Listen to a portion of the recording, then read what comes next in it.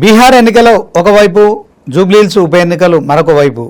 తెలంగాణ బీజేపీకి నిజంగా ఇదొక అగ్ని పరీక్షలా మనం చూడొచ్చు. ఎందుకంటే బీహార్లో కాంగ్రెస్ వర్సెస్ బీజేపీ మధ్య పోటీ మరి నెలకొన్న నేపథ్యంలో రాహుల్ గాంధీ అక్కడ పాదయాత్ర చేస్తున్నాడు, బీహార్ రాజకీయాలను వేడెక్కిస్తున్నాడు. బీహార్ ఎన్నికలతో పాటు జూబ్లీహిల్స్ ఉప ఎన్నిక జరుగుతుండడంతో మరి తెలంగాణలో జూబ్లీహిల్స్ వైపే అందరి దృష్టి కేంద్రీకృతమైంది. ఈ నేపథ్యంలో మరి జూబ్లీహిల్స్లో బీజేపీ, బీఆర్ఎస్, కాంగ్రెస్ ఈ మూడు పార్టీలు కూడా ప్రధానంగా పోటీ పడుతున్నాయి. సో మొత్తానికి చాలా రోజుల తర్వాత ఉప ఎన్నిక సమీపిస్తున్న నేపథ్యంలో కాంగ్రెస్ ప్రభుత్వం ఖచ్చితంగా ఈ ఉప ఎన్నికలో గెలవాలనే లక్ష్యంతో మరిక అభివృద్ధి, సంక్షేమం, పథకాలకు సంబంధించిన అంశంలో మరి పూర్తిగా జూబ్లీహిల్స్ పైన దృష్టి కేంద్రీకరించింది. అదే క్రమంలో గ్రేటర్ హైదరాబాద్ కూడా ప్రతి నియోజకవర్గానికి 200 నుంచి 300 కోట్లతో అభివృద్ధి చేయడానికి కాంగ్రెస్ ప్రభుత్వం ఒకవైపు అడుగులేస్తున్న నేపథ్యంలో మరొక వైపు బీఆర్ఎస్ కూడా మరి సిట్టింగ్ సీట్ ఖచ్చితంగా కైవసం చేసుకుంటాం. సో ఇప్పటికే మాగంటి గోపీనాథ్ సతీమణికి టికెట్ డిక్లేర్ చేయడం కావచ్చు, అదే అంశంలో మరొకసారి ఆ సానుభూతి వర్కౌట్ అవుతుంది. గ్రేటర్లో బీఆర్ఎస్కే ప్రజలు పట్టం కడతారనే ధీమాతో ఉంది. ఇక బీజేపీ నూతన రాష్ట్ర అధ్యక్షుడు ఎన్ రామచంద్రరావు ఎన్నికైన తర్వాత మరి ఇది మొట్టమొదటిసారి జరుగుతున్న ఉప ఎన్నిక కనుక రామచంద్రరావు చాలా దూకుడుగా వెళ్తున్నారు. ఇప్పటికే చాలామంది బీఆర్ఎస్కి సంబంధించిన ఎమ్మెల్యేలు పార్టీలో జాయిన్ అవుతారని చెప్పడం కావచ్చు. రానున్న ఎన్నికలన్నింటిలో కూడా బీజేపీ విజయం సాధిస్తుంది. అదే క్రమంలో మేము ఖచ్చితంగా రాబోయే ఎన్నికల్లో బీజేపీ ముఖ్యమంత్రి తెలంగాణలో మరి ఉంటాడని చెప్పడం కావచ్చు. ఈ అంశంలో మరి మనతో మాట్లాడేందుకు బీజేపీ అభ్యర్థి జూబ్లీహిల్స్కి సంబంధించి, అలాగే హైదరాబాద్ సెంట్రల్ ప్రెసిడెంట్ లంకల దీపక్ రెడ్డి మనతో ఉన్నారు. సో ఆయనతో మాట్లాడదాం. నిజంగా మరి గతంలో 3వ స్థానానికి పరిమితమైన బీజేపీ ఇప్పుడు ఎలా ఉండబోతుంది అన్న? నమస్తే. నమస్తే అండి అన్న. మొత్తానికి జూబ్లీహిల్స్ ఉప ఎన్నిక అయితే ఇప్పుడు మీ కొత్త రాష్ట్ర బీజేపీ అధ్యక్షుడు కావచ్చు, అలాగే మీ బీజేపీ తెలంగాణ పార్టీ కావచ్చు, ఓవరాల్గా మీరు 3rd ప్లేస్లో ఉన్నారు. ఇప్పుడు ఖచ్చితంగా మరొకసారి బీఆర్ఎస్, కాంగ్రెస్ రెండు కూడా మాకు మేమే పోటీ అని చెప్పుకుంటున్న తరుణంలో సో బీజేపీ కేంద్రంలో అధికారంలోకి వచ్చి 12 ఏళ్ళు అవుతుంది. సో ఆ ఇంపాక్ట్ అంటే జూబ్లీహిల్స్లో గతంలో మరి అసెంబ్లీ ఎన్నికల కన్నా పార్లమెంట్ ఎన్నికలకు మీకు కొంత ఓటింగ్ శాతం పెరిగింది. సో రానున్న అసెంబ్లీ ఎన్నికలు అంటే ఈ జూబ్లీహిల్స్ ఉప ఎన్నిక ఎలా ఉండబోతుందంటే ఏం చెప్తారు? నమస్తే అండి. ముఖ్యంగా నేను హైదరాబాద్ డిస్ట్రిక్ట్ ప్రెసిడెంట్ని లాస్ట్ టైం కాంటెస్ట్ చేసిన, అప్పుడే అభ్యర్థిని కాదు, మా పార్టీ తీసుకుంటుంది. But I'm on full hope that I will be getting seat అనేది. సో సెకండ్ విషయానికి వచ్చేసరికి మేము 3rd వరకే పరిమితంగా, 3rdకి ఆ ఓట్లు చాలా చాలా చాలా ఎక్కువ వచ్చినాయి బిఫోర్ లాస్ట్ టైం కంపేర్ చేసుకుంటే. 5th నుంచి 3rdకి వచ్చినాం పొజిషన్. సో 3rd నుంచి మేము డెఫినెట్లీ సార్ ఫస్ట్కి రాబోతున్నాం. దానికి తగ్గట్టే మాకు ఎంపీ ఎలక్షన్లలో కూడా చాలా మంచిగా ఇంక్రీజ్ అయినాయి. మాగంటి గోపీనాథ్ గారు అనుకోకుండా కూడా పోయిన సందర్భంలో ఎన్నో కమ్యూనిటీస్ని, ఎన్నో అసోసియేషన్స్ని, ఎన్నో బస్తీ అసోసియేషన్ ఎవరిని కూడా మా వేరే పార్టీ వాళ్ళ దగ్గరికి పోతే వాళ్ళ కేసులు పెట్టుడు అన్నీ చేసేటోళ్ళు. ఇప్పుడు ప్రతి అసోసియేషన్స్తో టచ్లో ఉన్నాం. అన్నీ వాళ్ళు వర్గాల వారు కిషన్ రెడ్డి గారిని కోరుకోవడం జరుగుతుంది. ఏమైనా సమస్యలు ఉంటే వాళ్ళ దగ్గర రావడం జరుగుతుంది. ఇప్పుడు పార్టీ చాలా భారతీయ జనతా పార్టీ జూబ్లీహిల్స్లో మంచి స్థానంలో ఉన్నది. అంటే దీపక్ రెడ్డి గారు, ఇక్కడ మైనారిటీ ఓట్లు కీలకం. జూబ్లీహిల్స్లో మైనారిటీ ఓటర్స్ ఎక్కువ ఉన్నారు. హిందువులకు సంబంధించిన అంశంలో ఒకవైపు బీఆర్ఎస్ మరి గతంలో సిట్టింగ్ సీటు, ఇప్పుడు బీజేపీకి సంబంధించిన అంశంలో హిందువులంతా కూడా అంటే మీరు ప్రతి ఎన్నికల సందర్భంలో మరి ముస్లిమ్స్ అయితే ఖచ్చితంగా బీజేపీకి ఓటు అయ్యారు అనే ఒక భావన మీరే మాట్లాడుతున్నారు. ఇదే క్రమంలో జూబ్లీహిల్స్లో ఎట్లుంటుంది అంటారు? 100% ఈ ఏరియాలో మైనార్టీ ప్రభావిత ప్రాంతం, నో డౌట్ అనలా. కానీ ఎంఐఎం దాన్ని యూజ్ చేసుకొని ఓట్లను అమ్ముకుంటుంది. లాస్ట్ టైం రూలింగ్ పార్టీ ఉన్నటువంటి బీఆర్ఎస్కి చేసిండ్రు. ఆ ఓట్లన్నీ కూడా ఎంపీ ఎలక్షన్స్ వచ్చేసరికి కాంగ్రెస్ అమ్ముకున్నారు వాళ్ళు. సో వీళ్ళ అమాయకులు మైనార్టీస్ అంట. మేము ఎంఐఎంతో మేము డెడ్లీ అగెయిన్స్ట్ వాళ్ళు ఓట్లు వేయరనేది మాకు తెలుసు. కానీ మేము ఎప్పుడు కూడా మైనార్టీస్ వేయరని చెప్పాం. మైనార్టీస్ మాకు ఎక్కడ హిందువులు లేని ఏరియాలలో కూడా 10-15 ఓట్లు పడ్డాయి లాస్ట్ టైం ఎంపీ ఎలక్షన్స్. 10-15 ఓట్లు పడ్డాయి మాకు ఆ బూతులల్లో. అంటే సర్వేలు అన్ని సింగిల్గా ఒక హిందువు లేని ఏరియాలో కూడా ఓట్లు పడ్డాయి అంటే దాని meaning they are with us. Triple talaq ఉండొచ్చు, అట్లాంటి మంచి Article మంచి పనులు 370 ఇట్లా కొన్ని నిజంగా కూడా దేశానికి మంచిదని అనుకునే వాళ్ళు కూడా ఉన్నారు. సో దాన్ని గలీజ్ చేసి ఓట్ల రాజకీయం చేసేది ఎంఐఎం కాబట్టి వాళ్ళు కాంగ్రెస్ వాళ్ళు ఈసారి కలిసి వస్తున్నారు అనేది మా యొక్క భావన. ఎందుకంటే ఎంఐఎం ఇంతవరకు ఒక మాట మాట్లాడింది లేదు, వాళ్ళు ఎంత ఇస్తే ఎంత తీసుకుందాం అనే టైప్లోనే ఉంటారు కాబట్టి దాన్ని మైనార్టీస్ డెఫినెట్లీ ప్రభావం చూపిస్తుంది. కానీ మేల్కోవాలి హిందువులందరూ కూడా. ఓకే, 50% హిందువులంతా ఏకం కావాల్సిన అవసరం ఉందంటారు. 60% అనుకుంటాం. ఓకే, మరి బీఆర్ఎస్ అలాగే కాంగ్రెస్ రెండు కూడా సర్వేలన్నీ మాకని గెలుపు అవకాశాలు ఉన్నట్టు వాళ్ళు చెప్పుకుంటున్నారు. వాళ్ళు ఏంటంటే ఈ మైనార్టీస్ మాకు సపోర్ట్ చేస్తున్నారని ఒకరు, మైనార్టీస్ మాకు సపోర్ట్ చేస్తున్నారని ఇంకొకరు ఉన్నారు. సో ఇప్పటి వరకు అయితే నాకున్న ఈ సర్వేస్ ప్రకారం అయితే లాస్ట్ టైం మైనార్టీ ఈ గోపీనాథ్ అనేట ఆయన ఓన్లీ మైనార్టీస్ గురించే పనిచేసిండు. ఈ హిందువుల మీద రౌడీ షీటర్లను, మైనార్టీ రౌడీ షీటర్లను పెట్టి కొట్టించిన రోజులు ఉన్నాయి, లోపడించిన రోజులు ఉన్నాయి. సో ఇప్పుడు వాళ్ళందరూ కూడా బుద్ధి చెప్పాలని చూస్తున్నారు. అయితే ఈయన గోపీనాథ్ ఏంటంటే దీన్ని పర్సనల్గా తీసుకుంటుండే ఇష్యూలు అన్నిటి, దాన్ని ఏదన్నా ఉంటే ఇట్లా వాళ్ళని కూర్చోబెట్టి సర్దుమించాలని కాదు, ఎగేసేటోడు అన్నమాట. సో అంటే వివాదాలు గొడవలు సృష్టించి వాళ్ళని దూరం పెట్టేటోడు అన్నట్టు. సో వాళ్ళని ఎంత డివైడ్ అండ్ రూల్ చేసేటోడు అనమాట. సో ఇప్పుడున్న పరిస్థితుల్లో ప్రజలకు కూడా అర్థమైపోయింది ఎక్కడ డెవలప్మెంట్ లేదు. ఈ వాళ్ళు 10 ఏళ్ళు ఉన్నప్పుడు ఏం చేయలేదు, ఇప్పుడు కాంగ్రెస్ వచ్చిన 1.5-2 years అవుతుంది, వాళ్ళు ఇంకా కూడా ఏం చేయలేదు. వాళ్ళు ఇంకా ప్రజలను మబ్బు పట్టించి ఆరు గ్యారంటీలు అని చెప్పేసి ఏం చేయలేదనే భావంతో ఉన్నారు. మీరు బస్తీలలో పోతే మీకే అర్థమైపోతుంది వాళ్ళు ఎంత అగేన్స్ట్. సో వాళ్ళు డిపెండెడ్ ఆన్ మైనార్టీ ఓట్లు. ఓకే, ఇప్పటికే అసెంబ్లీ ఎన్నికలకు పార్లమెంట్ ఎన్నికలకు మీకు ఓట్ల శాతం పెరిగింది. సో దీంట్లో మరొకసారి అసెంబ్లీ ఎన్నికలు వస్తున్నాయి. అంటే దేశంలో నరేంద్ర మోడీ ప్రధాని కావాలని తెలంగాణ ప్రజలు కోరుకున్నారు. 8 ఎంపీ సీట్లు మీకు గెలిపించడం కావచ్చు. అదే క్రమంలో అసెంబ్లీలో కూడా మీరు అనూహ్యంగా పుంజుకున్నారు, ఒక 8 మంది ఎమ్మెల్యేలు గెలిచారు. సో దీంట్లో రానున్న ఉప ఎన్నికల్లో మాకు మేమే పోటీ అని బీఆర్ఎస్ కాంగ్రెస్ చెప్పుకుంటున్న నేపథ్యంలో అంటే మూడో స్థానంలో ఉన్న మీరు ఖచ్చితంగా ఇది మీకు కలిసి వస్తా అనుకుంటున్నారు? 100% అడ్వాంటేజ్ అవుతుందండి. మేము 5th నుంచి 3rd వచ్చినాం. 3rd వచ్చినాక మేము ఒకటి చెప్పినాం, మనం స్ప్రెడ్ అయి ఉన్నాం. ఇప్పుడు పార్టీ మంచిగా పుంజుకొని ఉన్నది జూబ్లీ హిల్స్లో. సో దీన్ని అడ్వాంటేజ్ తీసుకోవాలి, ప్రతి ఒక్కరికి ఓటు అడుగుతానికి పోవాలని చెప్పేసి మేము ఎంపీ ఎలక్షన్స్లో పగడ్బందీగా పోతే మేము 60-65 మధ్యలో డెఫినెట్లీ వస్తాయి అనుకున్నాం. 65 పైనే వచ్చినాయి మాకు, 65,000 ఓట్లు. సో అది it is not a joke. So మేము ప్రజలకు మీ ద్వారా విజ్ఞప్తి చేసేది దీన్ని, మీరు లాస్ట్ టైం ఏదైతే మోడీ గారిని నమ్ముకొని వేశారో ఇప్పుడు కూడా మోడీ గారిని నమ్ముకోండి. మీకు ఎలాంటి స్కీమ్స్ వస్తున్నాయి మీకే తెలుసు. ఇప్పుడు జీఎస్టీ మీరు చూడండి, దీపావళి కానుక జీఎస్టీ మీరు ఒక్కసారి దాని షెడ్యూల్లో పోతే మీకు ఎంత లాభం అవుతుంది అనేది మీకు తెలుస్తుంది. ప్రజలకు నేను మళ్ళీ మీ తిరుగుతూ చెప్పేది, మీరు భారతీయ జనతా పార్టీకి సపోర్ట్ చేయండి, మీకు ఎల్లప్పుడూ పార్టీ మీ ఏమిటే ఉంటుంది. అంటే ఓవరాల్గా 22 నెలల కాంగ్రెస్ పాలన పూర్తయిన తర్వాత వస్తున్న ఉప ఎన్నిక, సో ప్రభుత్వం కూడా మొన్న ఏదైతే కంటోన్మెంట్ ఉందో దాంట్లో శ్రీ గణేష్ మీ బీజేపీ పార్టీకి సంబంధించి కాంగ్రెస్లో చేరడం కావచ్చు, ఎమ్మెల్యే గెలిచారు. సో అంటే కాంగ్రెస్ పార్టీకి మొట్టమొదటి అంటే గ్రేటర్ పరిధిలో మొట్టమొదటి విజయం. సో ఇది రెండవ విజయం అవుతుంది. మా పనితీరు బాగుంది, మా పాలన తీరు బాగుందని ముగ్గురు మంత్రులు తిరుగుతున్నారు. ఇదే క్రమంలో రేవంత్ రెడ్డి కూడా జూబ్లీహిల్స్లోనే ఉంటారు కనుక స్పెషల్ కాన్సన్ట్రేషన్ చేశారు. సో దీంట్లో ప్రభుత్వానికి అనుకూలంగా ఉంటుంది అనుకుంటున్నారా? బీజేపీకి ఏ రకంగా అనుకూలం అంటే ఏం చెప్తారు? లాస్ట్ టైం మీరే చెప్తున్నారు, భారతీయ జనతా పార్టీ స్ట్రాంగ్ క్యాండిడేట్ని వాళ్ళు తీసుకున్నారు కాబట్టి బయటపడ్డారు వాళ్ళు. నా పాయింట్ అర్థమైంది కదా. ఓకే, సో వాళ్ళు ఏమేం చేశారు అనేది మాకు తెలుసు. ఇప్పటికి కూడా అన్ని తప్పుడు ఓపెనింగ్ చేస్తున్నారు, మళ్ళీ దాన్ని పట్టించుకుంటలేరు ప్రజలు. అన్ని ఇప్పుడు బస్తీలలోకి వస్తున్నారు, పొన్నం ప్రభాకర్ గారు ఉండొచ్చు, తుమ్మల నాగేశ్వరరావు గారు, ఇట్లాంటి వాళ్ళు ఎంతో మంది వస్తున్నారు. ప్రజలను వివేక్ వెంకటస్వామి ప్రజలకు పోయి మేము వస్తాం, మేము ఇది చేస్తాం, మీరు చేయండి. ఇన్ని రోజులు ఏం చేసిరు, మరి ఈ 2 ఏళ్ళు ఏం చేసిరు చేయాల్సిన? ప్రజలు కూడా చూస్తారు కదా. ఇప్పుడు ఎన్నో ఈ పక్కమట్టి ఉన్నటువంటి 3 లైన్లు అవతల కృష్ణనగర్ అని ఉంటుంది, అక్కడ చిన్న ½ an hour వాన పడితే బోట్లు వేసుకొని పోవాలి జనాలు. ఇన్ని రోజులు ఏం చేసిరు అక్కడ క్లీన్ చేయక? ఇప్పుడు చేస్తామని చెప్తున్నారు. నువ్వు ఎర్రగడ్డకు వేసి రోడ్డు ఎంతో కష్టపడి కిషన్ రెడ్డి గారు వాళ్ళు ఎమ్మటి పడి టెండర్ల గురించి ఫైట్ చేసి అది తీసుకొని వచ్చిన రోడ్డుకి వచ్చి నిన్న వాళ్ళు వచ్చి ఓపెన్ చేస్తున్నారు. అంటే మేము డెవలప్మెంట్కి we're not against, but tell people truth అనేదే నేను చెప్తాను నేను. ఓకే, సో ఎన్నో డెవలప్మెంట్ ప్రోగ్రామ్స్ మేము తీసుకున్నాం. సో ఎన్నో మన కమ్యూనిటీ హాల్స్ కిషన్ రెడ్డి గారి ఫండ్ నుంచి ప్రతి డివిజన్స్లలో కట్టించినాం మేము. మేము ఎట్లా ఓకనే వచ్చేసి అబద్ధాలు అయితే చెప్పుకుంటలేం కదా. ఎన్నో బోర్వెల్స్ వేయించినాం, ఇక్కడ బోర్వెల్స్ లేవో కిషన్ రెడ్డి గారి ఫండ్ నుంచి బోర్వెల్స్ వేయిస్తున్నాం.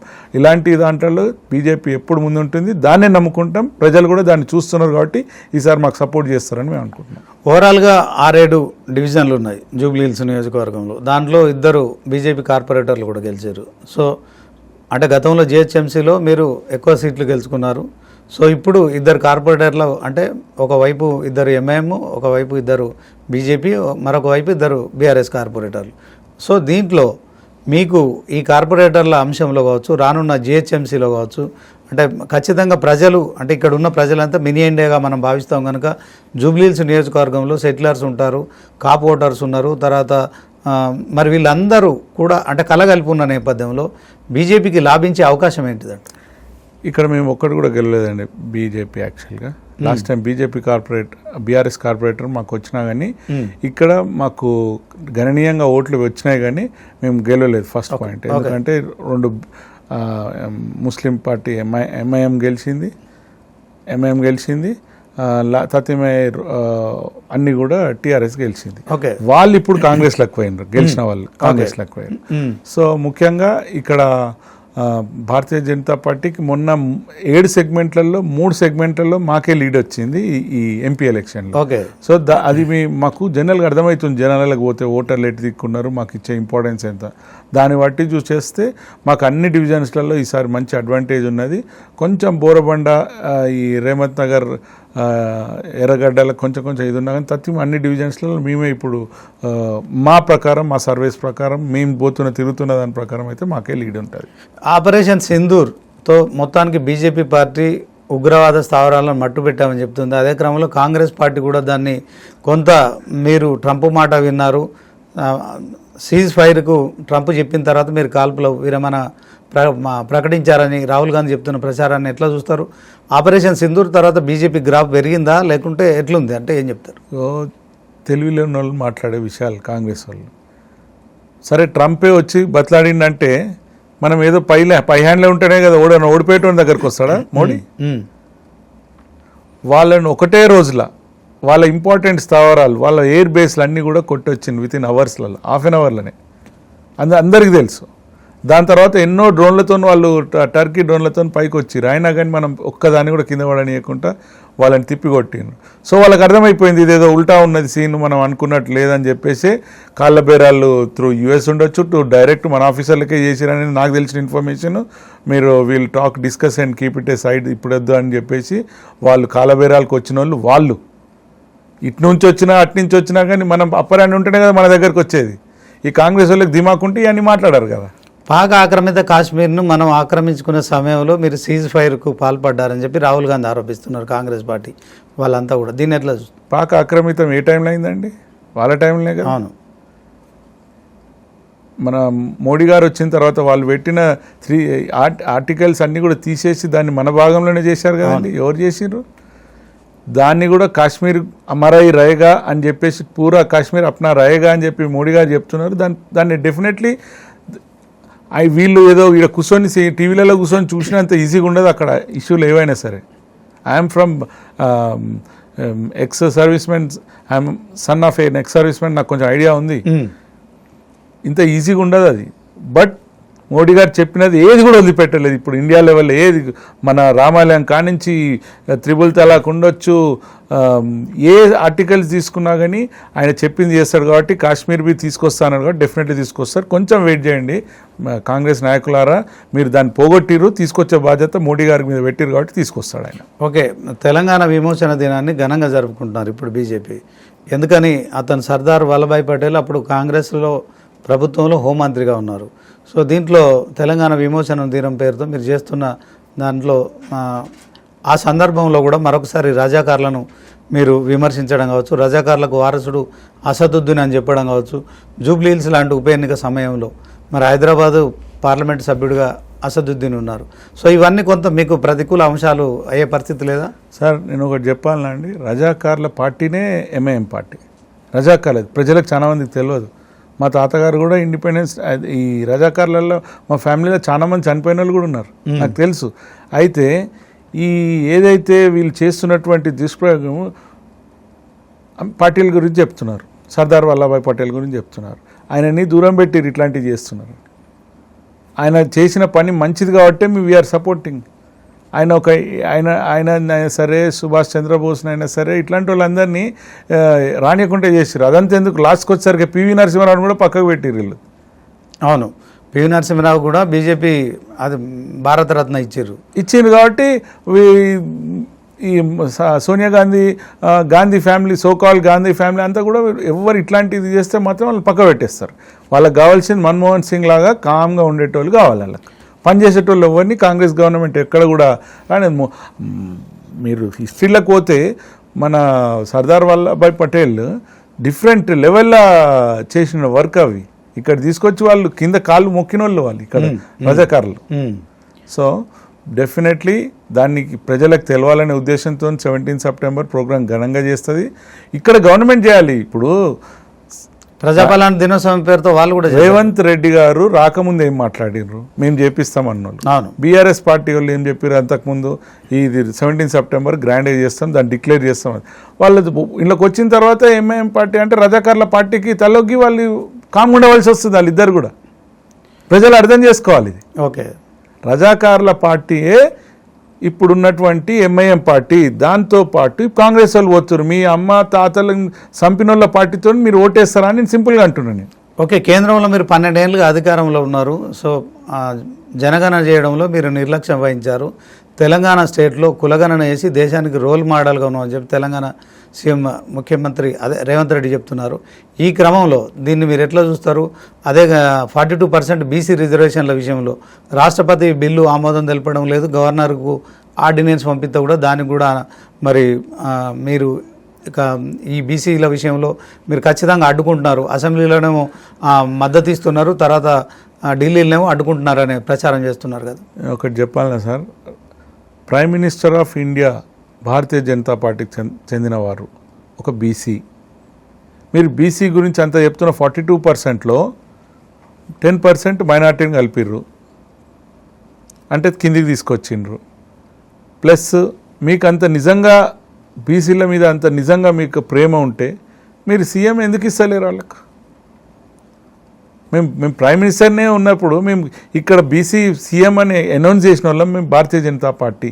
వాళ్ళు వచ్చి మా మీద మాట్లాడితే ఇంకేముంటుందండి? అంటే మీరు కనీసం బీసీని రాష్ట్ర అధ్యక్షుని కూడా చేయలేదు. మీకు ఆ బీసీల విషయంలో, ముఖ్యమంత్రి విషయంలో మీరు ఎన్నికల సమయంలో కూడా చెప్పారు బీసీని ముఖ్యమంత్రి చేస్తా అన్నారు, కానీ కనీసం రాష్ట్ర అధ్యక్షుని కూడా చేయలేదు. ఎందుకు చేయలేదండి? ఇంతకుముందు బండి సంజయ్ ఏముండే అండి, లక్ష్మణ్ గారు ఏముండే అండి?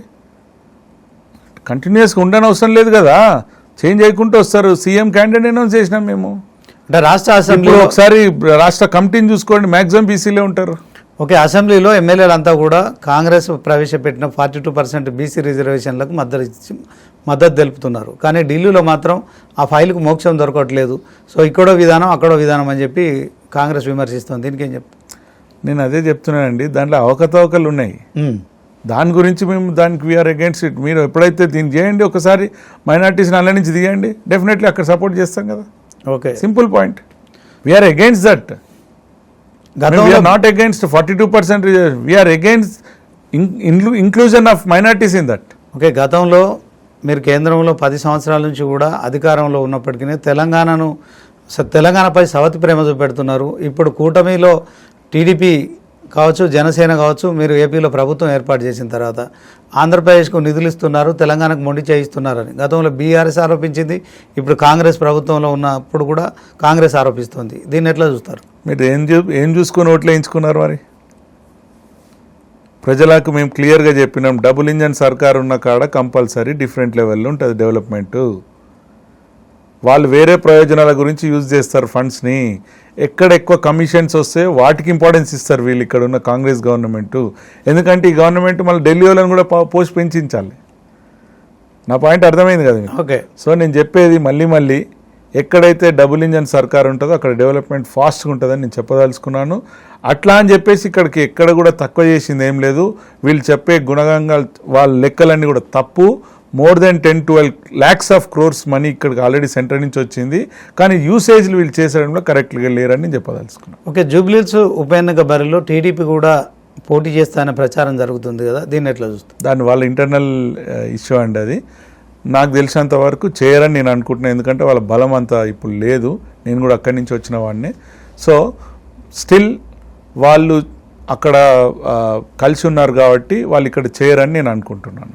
ఇట్లా కల్వకుంట్ల కవిత బీఆర్ఎస్ నుంచి సస్పెండ్ అయిన తర్వాత ఆమె పార్టీకి రాజీనామా చేశారు, ఎమ్మెల్సీ పదవికి రాజీనామా చేశారు. ఇదే క్రమంలో విష్ణువర్ధన్ రెడ్డి కవితను కలిశారు. కవిత తరపున విష్ణువర్ధన్ రెడ్డి జూబ్లీహిల్స్ బరిలో పోటీ చేస్తారని కూడా ప్రచారం జరుగుతుంది.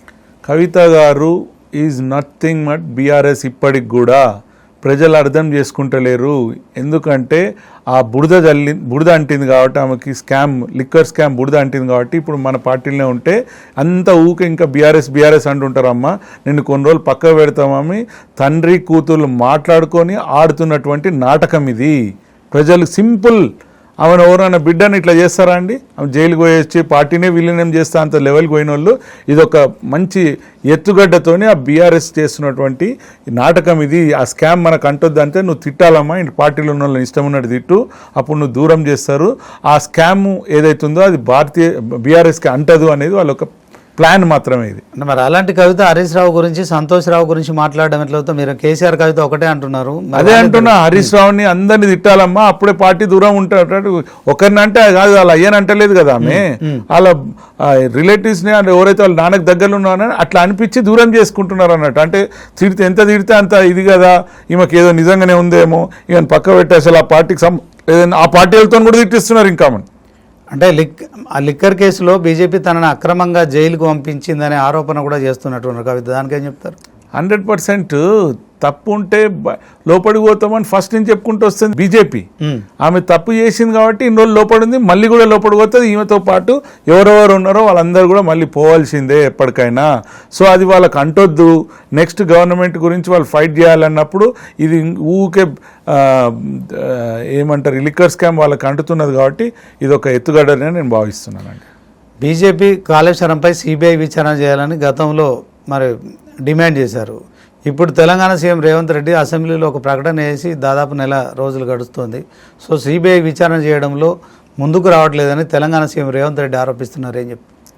ఇది ఎవడన్నా చూస్తే నవ్వుకోవాల్సిన విషయం. ఇది ఫస్ట్ నుంచి దాని గురించి సిబిఐకి ఉపయోగపాలని ఫైట్ చేసిన ఆయన రేవంత్ రెడ్డి అపోజిషన్లో ఉన్నప్పుడు. పొజిషన్లోకి వచ్చిన తర్వాత దాంట్లో ఏమేమైందో ఏం చూసిండో కొన్ని 2 ఏళ్ల దాకా దాన్ని నడిపి ఇళ్ళ నుంచి ఇంకా ఎక్కువ పిండలేమని అని తెలిసిందో ఏమో, కానీ దాన్ని సిబిఐకి ఇచ్చిర్రు, స్వాగతించినాం. దాన్ని వాళ్ళందరూ సేకరించాలి కదా, దానికి తగిన ఆధారాలు తీసుకోవాలి. వాళ్ళంతా కూడా ఉత్తగానే సిబిఐకి ఏం వదిలిపెట్టారు, వాళ్ళు కూడా 5 ఏళ్ళ నుంచి ఏదో ఉన్నది కాబట్టి మనకెందుకు అంటుతుంది, ఇంకా ఎక్కువ చేయలేమని చెప్పేసి వాళ్ళకి అంటారు, వాళ్ళకి ఇచ్చిర్రు సిబిఐకి. CBI is acquiring their what are needed things. దాని తర్వాత డెఫినెట్లీ వాళ్ళు ఏం చేయాలో అది చేస్తారు. దాని గురించి ఆలోచించవలసిన అవసరం లేదండి. రేవంత్ రెడ్డి నిన్న మీడియాతో ఢిల్లీలో చిట్చాట్ చేస్తున్న క్రమంలో కిషన్ రెడ్డి అనే వ్యక్తి సొంత తెలివితేటలు వాడాడు, కేటీఆర్ చెప్పినట్టు నడుచుకుంటున్న ఒక ఆరోపణ చేశారు. సార్ నేను కూడా ఈ పార్టీలోకి వచ్చి 6 ఏళ్ళు అవుతున్నది. ఒక్కసారన్న ఆయనతో మాట్లాడిండేమో అడగండి సోని. ఆయన నీకు చిన్నప్పటి నుంచి తెలుసు కదా. కిషన్ రెడ్డి ఒక ప్రిన్సిపల్డ్ పర్సన్. ఆయన ఇలాంటి అన్నీ కూడా ఉత్తమాటలు. ఆయన కొంచెం ఒకటి ఏంటంటే ఆయన దగ్గర ఉన్నది కొంచెం కామ్గా ఉంటాడు. ఆయన కావాల్సిన పని ఎట్లా చేయించాలనో ఆ పని చేయిస్తాడు. ఈ గవర్నమెంట్ అయినా సరే, సెంట్రల్ నుంచి ఏ ఫండ్స్ తెప్పియాలన్నా సరే, సెంట్రల్ నుంచి ఏ పని చేయించాలన్నా సక్సెస్ఫుల్గా చేసే వ్యక్తి అతను. సో అతను కామ్గా ఉన్నాడు కదా అని చెప్పేసి నేను ఏదైనా బురద చల్లాలంటే అది బురద నీరేస్తే నీకే వచ్చి చిల్లుతుంది, చూసుకొని మాట్లాడాలి కానీ నేను చెప్పదలుచుకున్నాను. అంటే బీఆర్ఎస్ బీజేపీలో విలీనం అవుతుందనే అంశంలో కవిత కామెంట్ చేశారు. అదే క్రమంలో సీఎం రమేష్ కూడా చెప్పడం కావచ్చు. సో అలాంటి ప్రతిపాదన ఏదైనా ఉందా రానున్న రోజుల్లో బీఆర్ఎస్ బీజేపీ కలవ? ఆయన ఎప్పుడు కూడా డైరెక్ట్గా దాని గురించి అనలేదండి. ఆయన అన్నది ఏదన్నా కావచ్చు, politics nothing anything can happen అని చెప్పారు. అంతవరకు నాకు తెలిసినంతవరకు ఇష్యూ. బట్ స్టిల్ వీళ్ళు ఉన్నటువంటి బురద మేమైతే పూడ్చుకోవాలని అయితే చూస్తలేమండి. ఓకే, ఓవరాల్గా జూబ్లీహిల్స్ ఉప ఎన్నిక ఎప్పుడు రాబోతుంది, దాంట్లో మీ విజయావకాశాలు అంటే బీజేపీ పార్టీకి కావచ్చు, సో మీ విజయావకాశాలు ఎట్లున్నాయి అనుకుంటున్నారు? బీజేపీ జూబ్లీహిల్స్ ప్రజల కోసం ఇప్పటివరకు ఏం చేసింది, రానున్న రోజుల్లో ఏం చేయబోతుందంటే ఏం చెప్తారు? భారతీయ జనతా పార్టీ ఎప్పుడు కూడా ప్రజల గురించి ఫైట్ చేస్తూనే ఉంటుంది. అదే కాకుండా మేము highest number of community halls with central funds MP ఫండ్స్తోని అప్పుడు దత్తాత్రేయ గారి ఫండ్స్ ఉండొచ్చు, ఇప్పుడు కిషన్ రెడ్డి గారి ఫండ్స్తో హయ్యెస్ట్ కమ్యూనిటీ హాల్స్ కట్టించినాం.